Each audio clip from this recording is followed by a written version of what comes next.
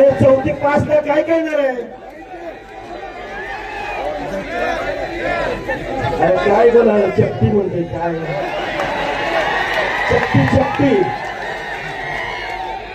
पालकमंत्रीपदाला मंत्रिपदाला म्हणला माझी जात आडवी पहिला गुन्ह्यानं म्हातारं झालं का वयानं म्हातारं झालं? अरे प्रकाश सोळंकी वय तुमचं लय आहे राव. अरे सोळंकी तुझी जात आडवी आली तुला.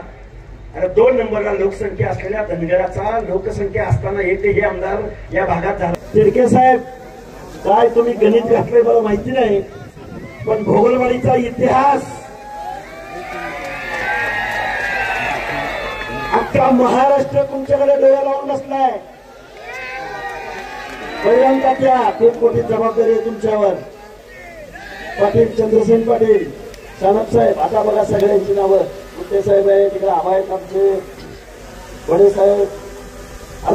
किती जणांची नावं घ्यायची माफ करा. आमचे माऊली शिरसाट आहेत आगाव सर आहेत. आमच्या चव्हाण साहेबांनी आता मनोगत व्यक्त केले. अरे अरे थांबा बोलायचंय सविस्तर बोलायचंय.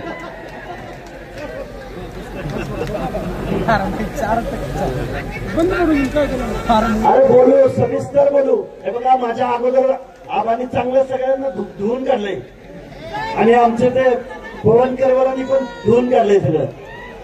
काही गोष्टी विचारांच्या बोलूया. अख्खा महाराष्ट्र आपल्याकडे बघतोय आणि आपल्याला एक गेल्या 3-4 वर्षाच्या कालावधीमध्ये या महाराष्ट्रामध्ये आम्ही महामानव डॉक्टर बाबासाहेब आंबेडकरांचे विचार त्यांच्या संविधानाच्या भाषेमध्ये बोललो. महात्मा ज्योतिराव फुले यांच्या समतेचा विचार महाराष्ट्रामध्ये सांगितला. संविधानाचं तत्व सांगितलं पण माणसं काय ऐकायला तयार नाही. गेल्या काही दिवसामध्ये आम्ही मग धोपटायला सुरुवात केली. मग माणसं आमच्याकडे बघायला लागली. आता इथं आलेली पोरं 5 किलोमीटर पायी चालत आली. पोरं 5 किलोमीटर 6 किलोमीटर 6 किलोमीटर मध्ये एकही पोरगा आतडं तुटोस तर ओरडत होता आणि घोषणा देत होता. आणि अरे आम्ही गाव कुसाला राहणारी माणसं, गावगाड्यात राहणारी माणसं, घुस तोडणारी माणसं, शारीरिक श्रमाचं काम करणारी माणसं, आम्हाला स्वाभिमान दिला वंदनीय गोपीनाथराव मुंडे यांनी. दिला की नाही दिला? आता इथं बॅनरवरती इकडे एक वरती फोटो आहे वसंतराव नाईक यांचा. अरे बंजाराचा पोरगा जातीपातीच्या पलीकडे जाऊन गावगाड्यातल्या 18 पगड जातीच्या माणसांपर्यंत पोहोचणारा. कधी इथल्या ह्या राज्यकर्त्यांनी त्यांचं नाव घेतलं का? घेतलं नाही घेतलं. आता इथं एवढे महामानव आहेत. आता जरांगेला एक फोटो काढून पाठवा. अरे आरक्षण मागतो तू. एक मिनिट आरक्षण मागतो तू. तुझ्या बॅनरवरती कधी राजर्षी शाहू महाराज, कधी बाबासाहेब, कधी महात्मा ज्योतिराव फुले, कधी मंडल बीपी मंडल, कधी विश्वनाथ प्रताप सिंग यांचा फोटो तरी कधी तू टाकला का? आणि ह्याला काय पाहिजे? आरक्षण. काय पाहिजे याला? अरे काय म्हणते ते? अरे 34 ला काय करणार आहे? अरे काय बोला शक्ती म्हणते काय शक्ती. बघा ऐका, माझ्या माता भगिनी, माझ्या डाव्या हाताला माता भगिनी बसलेल्या आहेत. थांबा इकडे माता भगिनी सगळ्या बसलेले. आपण जबाबदार माणसं आहोत. आमच्या वंदनीय गोपीनाथराव मुंडे साहेबांच्या कन्या पंकजाताई किंवा धनुभाऊ असतील किंवा महाराष्ट्रातले तुमच्या आमचे माननीय छगनरावजी भुजबळ असतील, तुमचे आमचे मंत्रिमंडळातले अनेक सदस्य असतील, पत्रकार बांधवांना मला जबाबदारीने सांगायचं आहे. मला येऊन जाऊन पत्रकार बांधव एकच प्रश्न विचारतात, हाके सर तुम्ही एवढं ओरडताय, मग तुमचे ओबीसीचे नेते का बोलत नाही? महाराष्ट्राला मला विचारानं सांगायचंय, माझी माणसं बोलत नाहीत. थांबा 2 मिनिटं. अरे 2 मिनिटं. आमचे नेते बोलत नाहीत कारण आमचे नेते जबाबदार आहेत. आमचे नेते महाराष्ट्रातल्या 18 पगड जातीच्या हक्क अधिकारावरती गदा येईल असं वागत नाहीत, असं बोलत नाहीत. कारण आम्ही गावगाड्यातली माणसं आहोत. आम्हाला गावातला बलुता कळतो, आम्हाला गावातला अलुता कळतो, आम्हाला गावातला दीनदलित कळतो, आदिवासी कळतो. आमच्या ताईनी कधी वेळेवाकडे बोलल्या? धनुभाऊ कधीही एखादा शब्द उलटा पालटा बोलले का? प्राध्यापक राम शिंदे कधी वेळावाकडा एखादा शब्द बोलले का कधी? बावनकुळे साहेब कधी वेळावाकडे बोलले? जयकुमार गोरे कधी वेळावाकडे बोलले? कारण आम्ही महाराष्ट्र आणि महाराष्ट्रातली 14 करोड जनता डोळ्यासमोर ठेवून गावगाड्यातल्या हर एक माणसाच्या मनामध्ये, कुणाच्या मनामध्ये जरा सुद्धा त्याला वाईट वाटू नये अशा पद्धतीने आमची माणसं जबाबदार वागतात. आता नीट ऐका. बीड जिल्ह्यामधला तुम्ही ज्या देवट्याला निवडून दिला, देवट्या बरोबर आहे, काय नाव नाही? इथला आमदार कोण? प्रकाश. मला वाटते की राव. ऐका 2 मिनिटं ऐका. बघा, बीड शहरामध्ये हल्ला झाला त्यावेळी यांच्याही घरावर हल्ला झाला. आता शांत ऐका की 2 मिनिटं. बीड शहरावर हल्ला झाला त्यावेळी त्यांना भेटायला कोण गेला माहितीये का? माननीय छगनरावजी भुजबळ गेले की नाही गेले? काल परवा काय बोलला माहितीये का?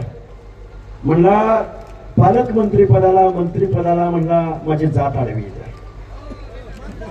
पहिला गुन्ह्यानं म्हातारं झालं का वयानं म्हातारं झालं? अरे प्रकाश सोळंकी, वय तुमचं लय आहे राव, तुमच्या अर्ध्या वयाचा पण नाही मी. प्रकाश सोळंकी साहेब ऐका 2 मिनिटं ऐका. अरे या महाराष्ट्राचा उपमुख्यमंत्री सुंदरसिंह सोळंकी झाला त्यावेळी जात नाही तुमची आडवी आली कधी? आली का नाही? अरे तुम्ही धारूर मधून निवडून गेला, आमच्या लोकांनी कोणी मतं दिली असतील का नसतील गावगाड्यातल्या? तुम्ही दिली का नाही? अरे आमच्या माणसाने विरोध केला असता तर काय झालं असतं? तुमचं झालं असतं का नाही? आता ऐका, त्याला म्हणावं तुला जरंगीला पाठिंबा द्यायचा ना, तुला काय? थांबा, अरे थांबा.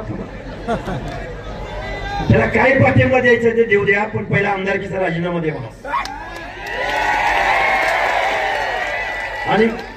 आणि केवळाईचा आमदार गुरकुल्या आता पापड्या नाही, गुरकुल्या. अरे तुम्हाला लाज वाटली पाहिजे. 2-3 लाख लोकांचे तुम्ही आमदार आहात, तुम्ही केअरटेकर आहात. तुम्ही संविधानाची शपथ घेतली की एखाद्या जात समूहाबद्दल बेजबाबदार वागणार नाही, संविधानात्मक वागेल, कायद्याची शपथ घेतली. लाज वाटली पाहिजे तुम्हाला. अरे तुम्ही आमदार होताना तुमच्या आमदारकीचा मार्ग कुठून जातो? आमच्या वाड्यावरून, आमच्या वस्त्यावरून, आमच्या तांड्यावरून, आमच्या गावामधून. आणि आम्ही तुम्हाला का मतं देतो? आता जबाबदारीनं सांगतो बरं का. आपल्याच माणसाने आम्हाला सांगितलं, आम्ही प्रचार करत होतो, आम्ही गेवराईला उमेदवार उभा केला होता. आपल्याच माणसाने सांगितलं सर आपल्या माणसाला निवडून आणायचं आहे, तिकडे काही जाऊ नका. आपल्याच माणसाने सांगितलं. आणि ह्याच माणसाने आपल्याच हक्क अधिकाराचं आरक्षण घालवण्यासाठी जो बेजबाबदार मागणी करतो, जो बेकायदेशीर मागणी करतो, जी संविधानाला मान्य नाही, जी आयोगांना मान्य नाही, 4 स्टेट बॅकवर्ड कमिशनना मान्य नाही, 4 सेंट्रल बॅकवर्ड कमिशनना मान्य नाही, सुप्रीम कोर्टाला मान्य नाही, तत्कालीन औरंगाबाद खंडपीठ जस्टिस मार्लापल्लेंना मान्य नाही. ती मागणी काल परवा माननीय देवेंद्र फडणवीस साहेबांनी एक GR काढला. त्या GR मध्ये 3 पानाचा GR. आता ऐका, मला काय लय बोलता येतं, लय कोणाकोणावर टीका करता येते, पण महाराष्ट्र आपल्याला बघतोय. आपल्याला जबाबदारीनं वागायचंय, जबाबदारीनं बोलायचंय. तो GR काढला, 3 पानाचा GR. 2 पानं प्रस्तावनेमध्ये गेली, 2 पानं प्रस्तावनेमध्ये गेली आणि मग हळूच शेवटी 4 ओळीचा GR काढला. थांबा थांबा थांबा. त्या GR मध्ये ऐका, माननीय देवेंद्र फडणवीस साहेब, ऐका ऐका ऐका 2 मिनिटं. आम्ही तुम्हाला मतदान दिलं, तुमच्याकडे बघून दिलं. आम्ही काही पंडितकडे आणि सोळंकीकडे बघून आम्ही तुम्हाला मतं दिली का? नाही दिली ना. आमच्या मुंडे साहेबांनी जे आम्हाला शिकवण दिली त्या शिकवणीला आम्ही मतदान दिलं. बरोबर आहे का चुकीचं आहे? हा प्रकाश सोळंकी म्हणतो म्हणजे जात आडवी आली. आता या प्रकाश सोळंकीला आता ऐका, मला तर खूप लोकांविषयी बोलायचं होतं. आता मी ज्या समाजामधनं पुढे येतो, धनगर समाजातनं. आता बीड जिल्ह्यामध्ये किती मतदान आहेत तुम्हाला सगळ्यांना माहिती आहे. बीड जिल्ह्यामध्ये एकही आमदार झाला नाही यांचा. इकडे लातूरची मंडळी आले. लातूर जिल्ह्यामध्ये आजपर्यंत देशाला स्वातंत्र्य मिळाल्यापासून एकही आमदार झाला नाही. धाराशिव मध्ये झाला नाही, नांदेड मध्ये झाला नाही, बहिराम तात्या जालन्यामध्ये झाला का? का झाला नाही? मतं किती तुमची? अरे सोळंकी, तुझी जात आडवी आली तुला. अरे 2 नंबरला लोकसंख्या असलेल्या धनगराचा लोकसंख्या असताना एकही आमदार या भागात झाला नाही. तसंच छत्रपती संभाजीनगरला. मग आता मला सांगा, 2 नंबरला लोकसंख्या असलेल्या धनगराची ही अवस्था, तर मग गावगाड्यातला बेरड, बेडर, रामोशी, नाभिक, सुतार, लोहार, कुंभार, बेलदार, वडार, कुडमुड्या जोशी, पारधी, कडक लक्ष्मीवाला, आता किती लोकांची नावं घेऊ? माळी, साळी, कोळी, तेली, हटकर, धनगर, सनगर, वंजारी, लोणारी, परीट, गुरव, घडशी, नाभिक, सुतार, लोहार, कुंभार, बेरड, बेडर, रामोशी. मग आमच्या मुस्लिमामधला पाकवान, छप्परबंद, कासार, लमान, बंजारा,